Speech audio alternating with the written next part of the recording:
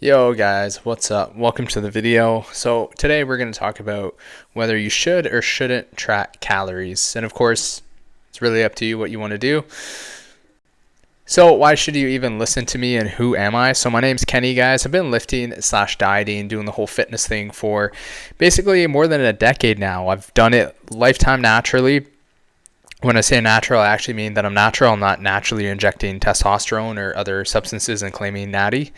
I've got lots of experience trialing many different diets, from intermittent fasting to 3 meals a day, two meals a day, 1 meal a day, tracking calories, not tracking calories, doing cheat meals, cheat days, whatever. Obviously, the things that I recommend may not be the same that you would find beneficial, but I'm just going to recommend what I find works, especially on the topic of should you track or shouldn't you track. Guys, as you can see from these pictures, I've been very lean before, and I've also been quite overweight.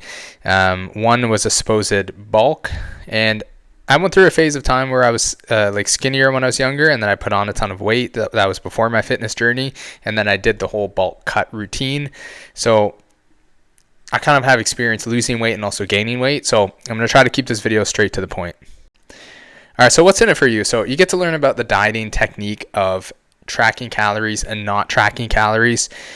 You constantly hear people that are so for tracking calories, and then some people that say, like, I do not want to do that at all. It's not something that I'm interested in. So I'm going to give you my experience, guys, so that you don't have to make the same mistakes that I made. Skip the years of trial and error that I made and just jump ahead. This video is really going to help you understand the techniques of tracking and not tracking, and then it's going to help you to decide whether you should pick one versus the other, depending on which one's better suited for you. All right, so another slide for you. Amazing. So maybe this decision, guys, is one step away from your dream physique. Maybe it's one step towards de-stress your mind because you're constantly thinking about your next meal and tracking your food. Oh, do I have my weighing scale on me? And then you get stressed about, if you have to go out to eat, so you never go out to eat and you never enjoy yourself because you can't weigh your food. And then you find that when you don't weigh your food, it ends up being I messed up today, so I might as well binge kind of day. And then you just feel really, really horrible for the entire day. And you've kind of got an eating disorder because you just binge when you can't track, which is not normal, guys. A lot of information within these slides, guys. If you can get through it, listen to it, read it, whatever you choose to get this information in, I believe that this will really help you. So please stay tuned. And if this video does help you, feel free to reach out and let it help somebody else. Share this with a friend. Help the channel grow, guys, by being active with the channel.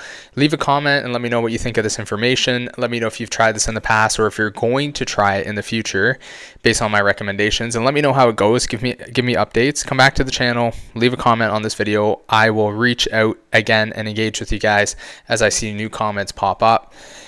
And also just leave a like, subscribe to the channel, and just help, like I said, let this channel grow so I can push out more content like this and many other types of content. All right, so let's get into it. So long story short, yes, you should track, and no, you don't always have to track. It's a yes and no, and the really distinguishing feature the really distinguishing feature is when you should do either of the two. So long story short, yes, you should track at the beginning, but when you're more intermediate and advanced, you don't have to track if you don't want to.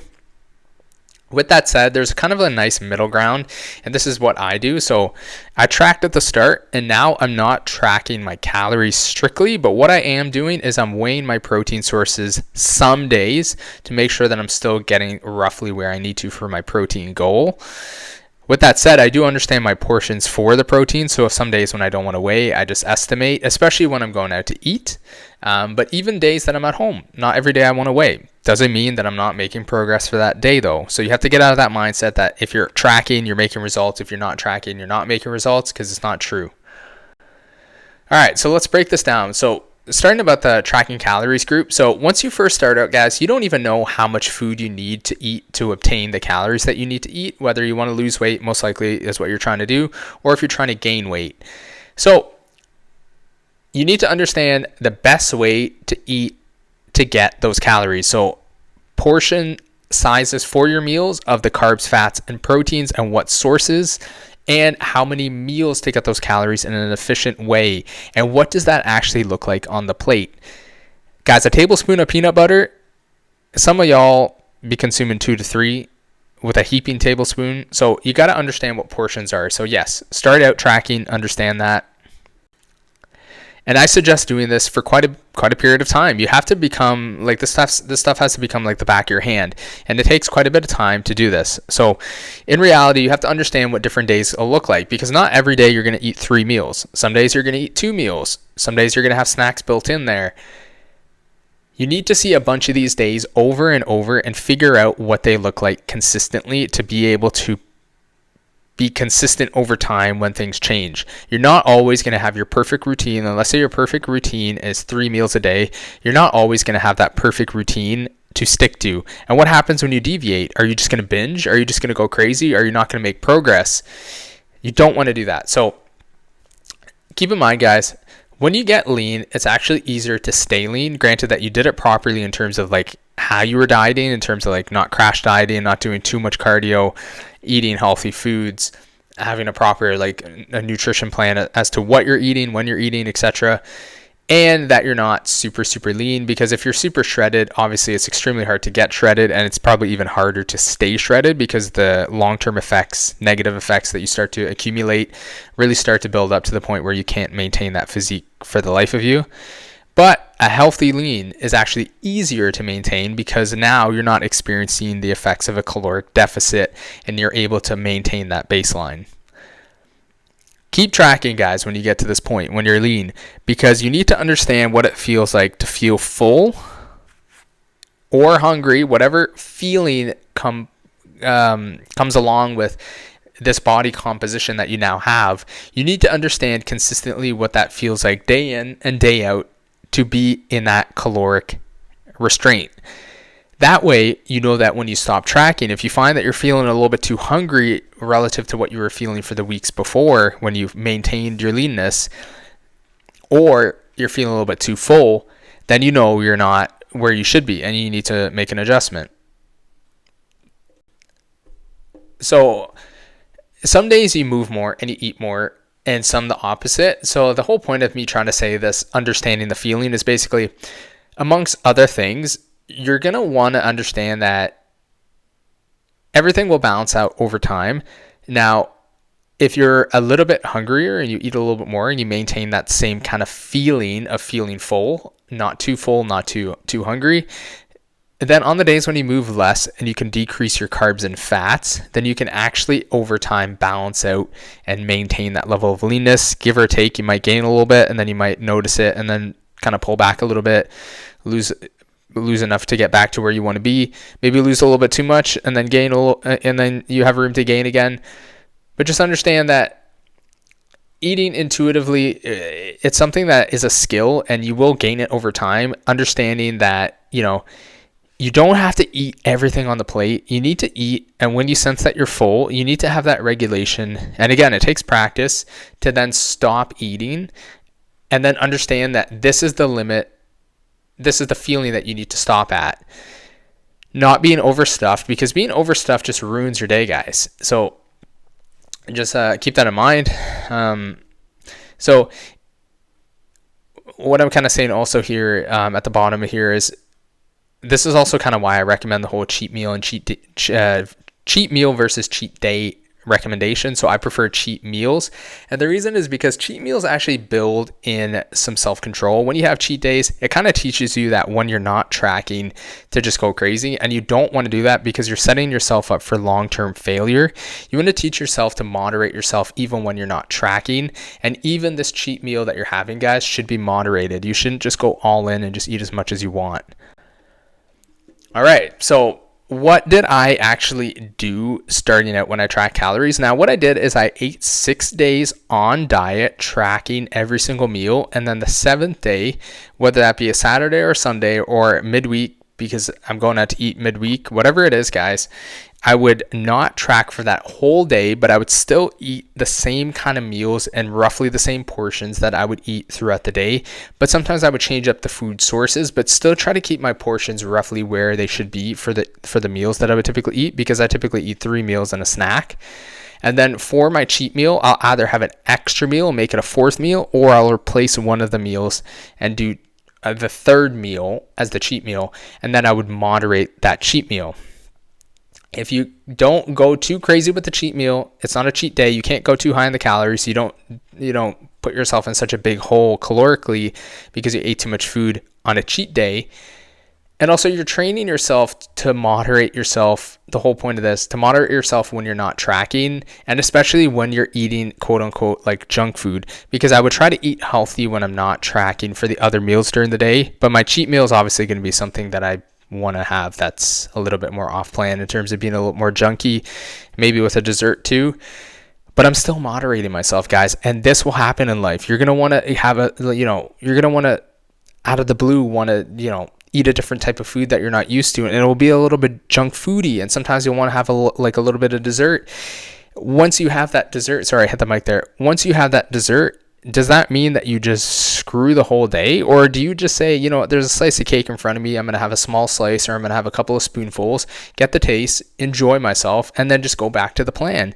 And I only went a few hundred calories over. I didn't dig myself into a deep hole, and I learned how to moderate myself. Can you be that person? Well, this is the practice to get you there. You're not going to get there unless you practice. So you need to build a system that's actually going to get you to reinforce that kind of behavior. The way that you look is your actions on a daily basis. It's your personality. It's your behavior, guys. Your fitness is a reflection of your behavior. The way that you routinely go to the gym, do cardio, and the way that you, of course, routinely eat, and what you do when you eat off plan. This is all your behavior. You got to dial this stuff in and get it on point. All right, so now let's move to the side of not tracking calories. So obviously, for some people, it's easy to stay lean, but honestly, just be real with yourself. For most of us, it's not. And that's why I'm making this video. It's because it's a common problem that most people have an issue staying lean when they're not tracking calories. And even when they're tracking calories, to not go over their calories and not to cheat. So you have to keep in mind that this is really only going to work if you do two things mainly. One is you're eating healthy food, guys, because you can't really binge on healthy food. Just try sitting there and overeating honey. Eventually, you're going to either throw up or feel so sick to your stomach, you're naturally going to hit an intrinsic break on the honey. But can that happen for cake? No way, man. If you're hungry, you can, and even if you're not hungry, you can eat half a cake, no problem, especially if it's your favorite flavor. So just keep that in mind. And that goes for even like savory foods too. Junk food is definitely not filling. You can eat that stuff nonstop. You need to eat healthy food. And number two is just understanding that still you need to sacrifice and be disciplined. There is a level of work that needs to be put in for you to get something that everybody else wishes that they could have, but they can't have it because they're not willing to put in the work. If it were easy, everybody would have it. However, with that said, you can do things to make it easier and have a plan that makes it a lot, simpler to obtain your results because you have a better system and you reinforce good habits, and you have just having a good system is super important as well. But understand that no matter what system you have, it's still going to take a certain amount of hard work and sacrifice. Otherwise, everybody would be lean and ripped all the time. And that's not the case. So you have to understand that you still need to work hard. Okay. So guys, we're nearing the end for this video. So thanks for sticking around. Please leave a like, share this with a friend, leave a comment. If you learned something in this video so far, then why not stick around and continue to learn for the rest of the video. But understand that also whatever you learn in this video or in any video or in anything in life, you need to take action. You don't want to just know about it. You need to be about it, and be about it for a long period of time. If you stick with something and do it properly, it compounds over time, and that's when you see actual real results. If I gave you the blueprint, would you actually follow it? Okay, so now, aside from that little lecture there, so you're now also able to look in the mirror, right? You can look at yourself and see, am I gaining weight? Am I looking about the same? Am I looking leaner? And you can weigh yourself. You can weigh yourself a few times throughout the week, understanding that based on when you weigh yourself and how much water you had, how many meals you had, when you ate your last meal. If you're weighing yourself in the morning, obviously you want to weigh yourself in the morning first thing on an empty stomach. Your weight will fluctuate based on when you've had your last meal and all that other stuff. So don't just think that one off weigh-in is like, oh my gosh, I've gained 2 pounds this week. Probably not likely.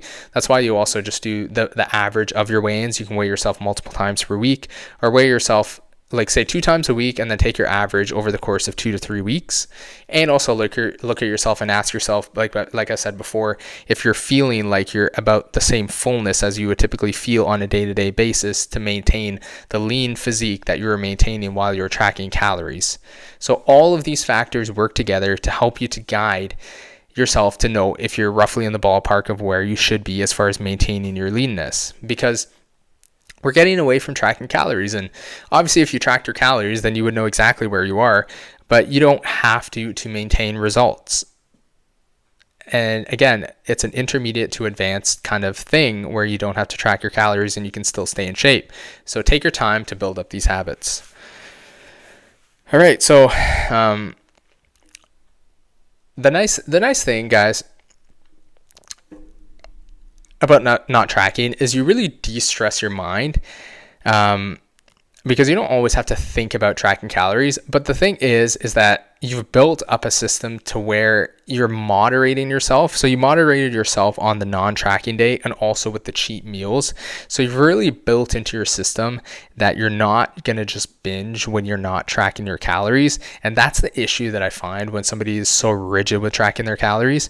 Like, I went on vacation recently, guys, and I really didn't gain like any weight at all. And I was eating different meals than I would typically eat on my animal-based diet. I was eating a lot more starches, which I'm not used to. I was eating more desserts, but I was also walking around a lot, and not even with the walking around a lot, because I would have cut down my portions if I wasn't walking around as much. But I was also just moderating the amount of food that I was eating. If I had a cheesecake, guys, I would split it with somebody. I would just have a couple of spoons and I'd be like, okay, that tastes good, but I'm not just going to binge and eat like a full slice or like a big slice or 2 slices or anything like that. I maintained my leanness on vacation while eating completely different foods, not tracking my calories at all, not looking at the menu, estimating my calories at all, no tracking whatsoever. And that's because I built up a proper system in the beginning to where I don't binge and call it all you can eat buffet if I didn't have the perfect routine. Hopefully that resonates with some of you guys, because that literally was my struggle when I first started dieting. For so many years was the struggle of binge eating when I slightly mess up on my diet. Like, I would eat 2,000 calories, and if I ate 2,200, I would say, screw it, I messed up for the day. I might as well just eat as much as I want, instead of just stopping at the 2,200 calories and it not really having any impact on my physique. And then going back the next day and just hitting 2,000 calories. I would literally just say, I can eat as much as I want, and then I would end up eating 4,000 or 5,000 calories and just set myself back for a whole week to 2 weeks of results. That took a long time to master. So if you're going through that right now, just understand that I went through it too, and it took me years to get better at it, but know that you can get better at it. So what I was saying like before, guys, hopefully you guys read this text, because I don't want to just read everything out to you, but you can weigh your protein sources, guys, or you can weigh them some days, and that's what I do. I weigh them some days, and some days I don't weigh them. Like, if I'm having a steak, I might want to weigh it and know that I'm getting roughly 8 to 10 ounces, because that's typically what I would eat in the past, or 7 to 10 ounces.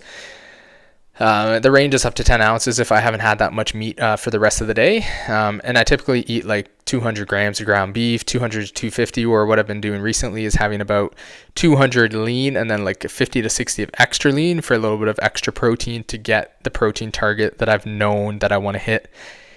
Eating those cuts of ground beef in those portions when I was tracking to get those macronutrients. So again, the tracking does come in handy, because tracking, like, if something is accounted for, you're going to make progress. So I always say, guys, track at the beginning, and then you don't have to track it later. And you can also start tracking again for maybe a couple of weeks, just to make sure that what you were doing, say if you change things up slightly, what you were doing is actually within the ballpark of calories that you think it is. And then if it is, and you were correct, then you can just go back to not tracking. So I do the mixture of tracking my protein sources, but not my carbs and fats. I let my hunger dictate how much I want to eat for that day. And again, this took a long time for me to get, and I just started this. So I want to give you updates, guys, on how this goes as well. So this is the last slide, guys. Again, you want to track at the beginning, understand what the portions look like, understand what it means like to hit a certain amount of calories with certain macros of carbs, fats, and proteins. Build the discipline with the cheat meals and the non-tracking day on the 7th day per week, so that when you don't track, you know what to do, and you don't just binge. or undereat if you're an undereater. Commit to staying disciplined in eating healthy meals and understanding that you still need to make a sacrifice to get towards your goals. Otherwise, everybody would be in shape, and that is not the case. Like I said before in that previous slide, guys, this marks the phase where I'm actually going to stop tracking calories. It's been about 2 weeks so far where I've done this, and I just went on vacation and I did this, and I was successful. So it should be interesting. Stay tuned on my channel. I release a weekly short that talks about my diet. It's a weekly based, animal-based eating. It's a weekly update of my animal-based dieting. Animal-based because I found that this diet helps to relieve my psoriasis, which is something that I've been battling with for quite some number of years. And I found that this diet has improved my psoriasis, so it's something that I'm sticking with. I've been doing this diet for about, let's say, I don't know, roughly like 2 months now. The animal-based eating to cure the psoriasis. And honestly, I'm going to give you guys constant follow-ups as to how the non-tracking journey is going. Like I said, it's been 2 weeks now. Stay tuned for those videos. Stay tuned for this physique updates. I'm going to do some posing updates to show you guys physically how I'm looking. And then you can let me know if I'm actually staying on track, maintaining my leanness, or getting leaner, because I do plan to get a little bit leaner and then also continue to stay lean within that range. I think I look pretty good right now. Again, I'm a lifetime natural. You may look at these videos and be like, that's not that impressive. I feel like I look more impressive in person, probably like most people. But understand, guys, I'm a lifetime natural that actually is a true natural. Not to say that there aren't more naturals more impressive than me, but understand that if somebody looks so impressive and you can't get anywhere close to that, then they're probably not natural. So anyways, guys, I think I look pretty good. I'm maintaining that leanness for quite some time now. My goal is to dip down even a little bit leaner while continuing to not track and then maintain that level of leanness, give or take, using my intuitive eating. It's a new journey. It's something new for me. That's what I'm trying to, share with you guys and explore. So hopefully it goes well. Hope you guys enjoyed this video. Like, comment, share it with a friend, subscribe to the channel, and I'll see you guys in another one. Peace out.